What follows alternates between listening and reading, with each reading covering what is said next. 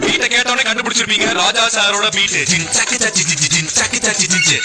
மனுஷன் இந்த ஒரு பீட்டுல எத்தனை இட்டு பாட்டு கொடுத்திருக்காரு தெரியுமா? கேட்கலாம்.